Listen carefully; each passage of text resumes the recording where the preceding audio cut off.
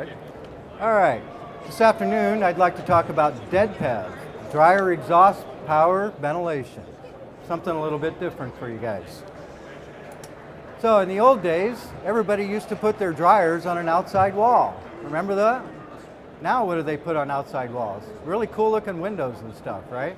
Now they put the dryer in the middle of the house, down in the basement somewhere, and we end up with a much longer duct run. When that happens, we start running into some problems.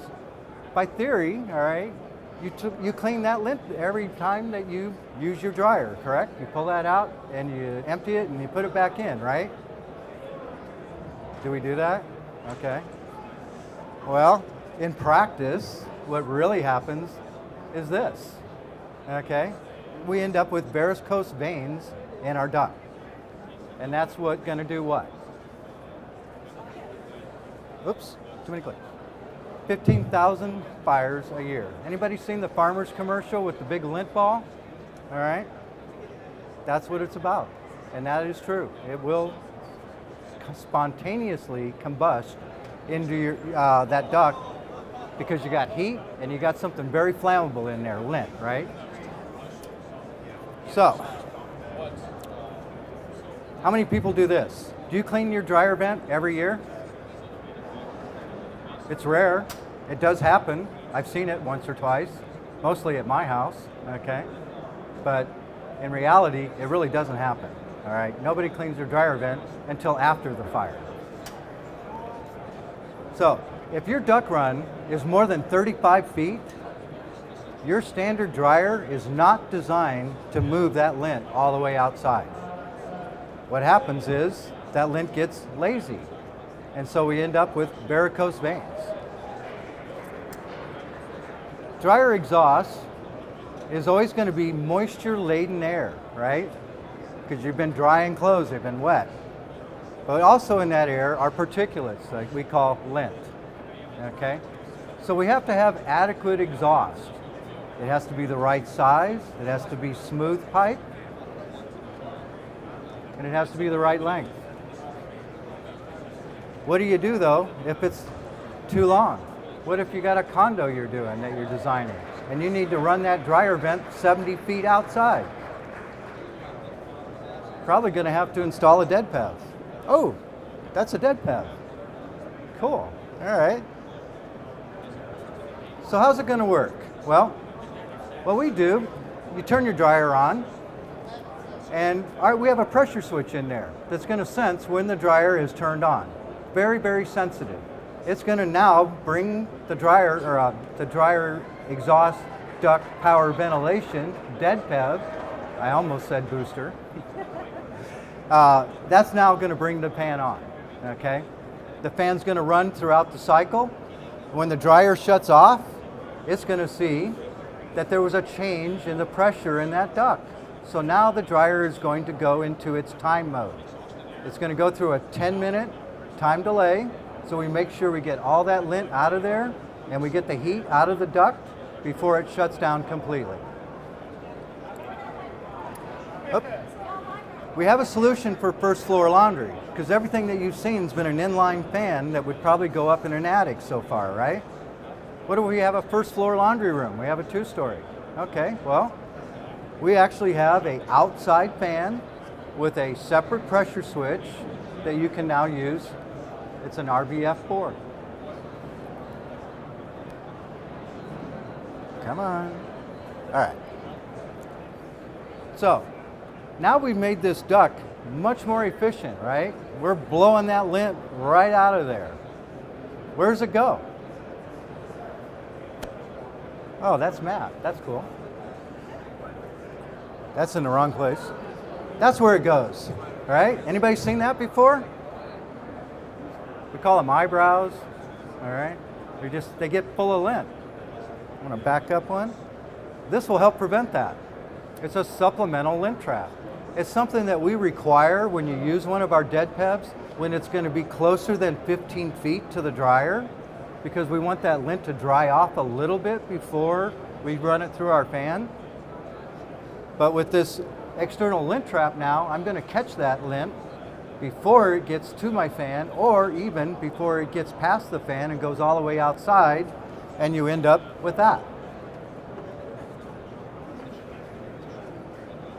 It's a lot easier to clean that supplemental lint trap like maybe once a week, right, than it is to get out there and dig all that out of your dryer vent.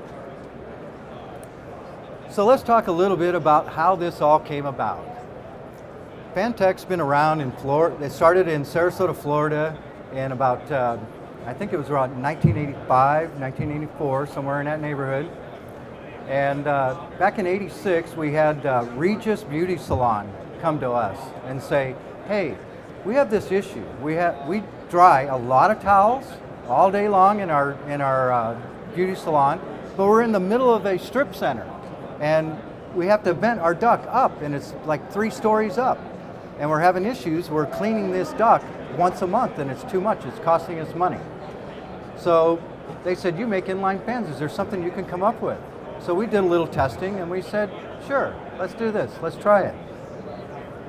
So that was what we had, and we called it a dryer booster. Were we actually boosting the dryer? Not really. We're boosting the duct, aren't we? Okay. So don't say that anymore. We don't say dryer booster anymore. So that was that first one, DBF 110. We now call that DB, is duct booster fan, all right? Not a dryer booster fan, all right? There's a duct booster fan 4XL. The only difference there is that it's now a metal fan instead of a plastic fan. Back in, I want to say it was like 2005, CSA came to us and said, hey, look, we would like to see some way to alert the homeowner that there's a fan in the system and that it's working properly.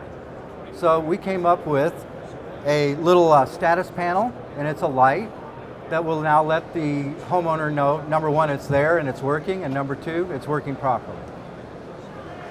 And then the last one that I mentioned earlier, the DEDPV 705, all right? This is an actual UL listing and a system in UL, and that's how we can use this fan now, all right? They are not accepting dryer boosters in new construction today. They're accepting DEDPV. It's something to keep in mind when you're doing your specifying. It's more than a dryer booster, right? It's a DEDPV. It's not a dryer booster. It's UL listed. That's the big thing. That is what the code officials are looking for. They're looking for that UL 705 on there. It has the indicator panel I mentioned. The big kicker right here, which makes it different than the XLT, is that it has a thermal cutoff, all right? So in case there is a fire in that duct, that fan doesn't keep running and then fan the flames. So we want to shut that fan down in case there's a fire. Comes with a hanging bracket, everybody does. The other thing though is we have some fast clamps. There are neoprene clamps that we use. We want to make you'll see these duct extensions there as well. That is so that you can take that fan out and clean it if you want to, all right? I've had one in my house for 5 years.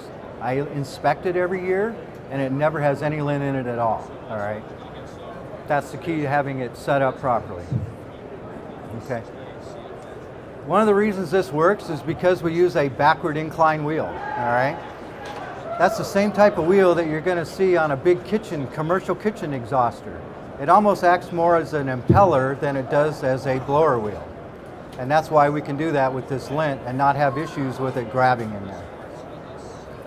In summary, all right, if that duct length is over 35 feet, you need to do something to that duct, okay? Whether it be increase the size and then step it down somewhere down the road, or a much easier solution is to put a DEDPV in there. Poor airflow, just think of this, bad airflow, big fire, okay? That's the way I look at it. Oh, I forgot to mention this, all right? I'm gonna tell you a quick little story, all right? Many years ago, before I came to work for Fantech, we built a house. I get a phone call from my wife. I'm a traveler. I hate these Maytags. I hate them. They won't dry the socks. I'm like, I'm not gonna argue that, right? I'm a fisherman. I wanna fish on the weekends, right? So I'm like, go get what you want, all right? I come home, there's these beautiful Samsungs sitting in the garage, and they're up on these pedestals. I'm going, sweet, now I got to put a dryer box in, because the way our laundry room was, there was no way I was using that pedestal, all right? As soon as I opened up that wall, what do you think I found? I thought it was an insulated wall. It was completely full of lint. The next thing I found was a 5-inch pipe, not 4-inch. Residential exhaust is 4-inch, not 5-inch. What the contractor was trying to do, because he had a really long run, is he increased the pipe size. And he did not step it down anywhere to keep the velocity up. So that velocity, I actually measured it, it dropped down to 700 feet per minute. That's almost half of what we require. That's why that duct was completely full of lint. And I'm surprised it didn't start a fire. What surprised me even more, it was a gas dryer. Where do the combustion products for a gas dryer go? They go out the dryer vent, right? Not a good thing. I took all the CO detectors I had in the house and threw them in the trash because I didn't think they were working. And I bought better ones. So basically, that is it. Any questions?